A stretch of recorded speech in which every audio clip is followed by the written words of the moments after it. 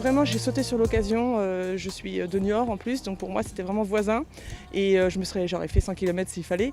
Mais vraiment, c'était impossible de rater ce stage, cette opportunité de travailler avec Hervé Godignon aujourd'hui. Oui. Humainement, c'est quelqu'un de très agréable qui fait passer son message d'une façon très facile. Vraiment que des bonnes choses, une bonne formation. C'est un cavalier avec une expérience évidemment exceptionnelle, un regard toujours très bienveillant.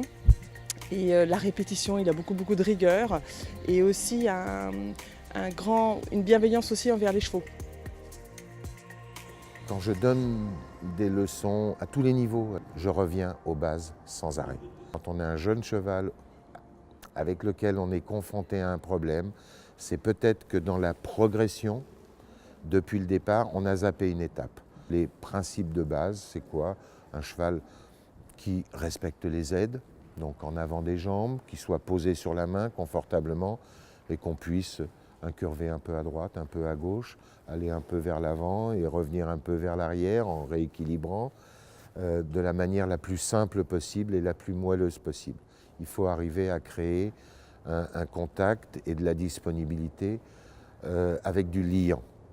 Voilà, laisse aller. Excellent. L'avantage d'avoir ces professionnels à nos côtés, c'est quand même qu'ils ont évolué au haut niveau. Et du coup, voilà, ils ont un regard tout autre. Ils ont vu des chevaux évoluer de 4 ans jusqu'à 5 étoiles. Enfin voilà, c'est vraiment un regard qui nous apporte tous les jours, quoi. Nous, notre boulot, c'est de les placer dans le bon équilibre et de se rapprocher quasiment des conditions d'un saut en liberté. Laisser sauter. Moi, j'ai fait des jeunes chevaux toute ma vie. Je n'avais pas les moyens qu'on me paye des chevaux d'âge, donc ça m'a permis aussi de comprendre le cheminement, parce que quand on voit certains chevaux à 4 ans et qu'on le revoit 5 ans plus tard, on se dit mais c'est pas possible, c'est pas les mêmes. Et beaucoup de cavaliers n'imaginent pas un cheval. Moi, j'arrive à l'imaginer. Alors aujourd'hui, la compétition est devenue de plus en plus pointue, et je dirais que on a besoin de plus en plus de qualités naturelles pour envisager qu'un cheval arrive au très haut niveau. Quand on doit vraiment travailler contre nature, un mauvais geste, pas assez de réflexes, etc., ça devient très compliqué aujourd'hui d'envisager d'être compétitif plus tard. Et là, tu bouges plus.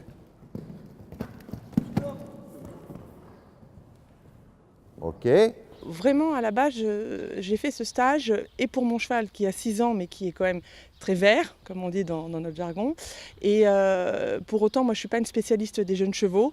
Je suis un petit peu trop tolérante avec eux. Et là, à la rigueur, vraiment, je vais rester concentrée à ce que m'a dit Hervé pour le former plutôt que de l'exploiter.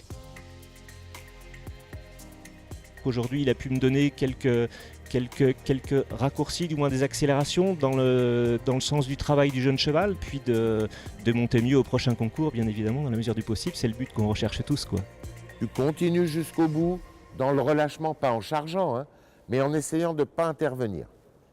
Parce qu'elle n'est pas prête non plus physiquement, on l'a travaillé hier un petit peu, à avoir un registre de foulée plus courte. Donc monte-la par rapport à elle aujourd'hui, hein, voilà, plus facile. Il y a des chevaux qui ne sont pas du tout prêts, d'autres qui sont parfaitement prêts et d'autres qui ne sont pas loin d'être prêts. Donc il y a un petit peu de tout, il y a aussi une petite disparité du niveau des cavaliers. Là, il y a des pros, mais il y a aussi des amateurs, voire des vrais amateurs. Donc évidemment, le niveau n'est pas le même, du coup le discours ne peut pas être le même. C'est là où il faut un petit peu individualiser.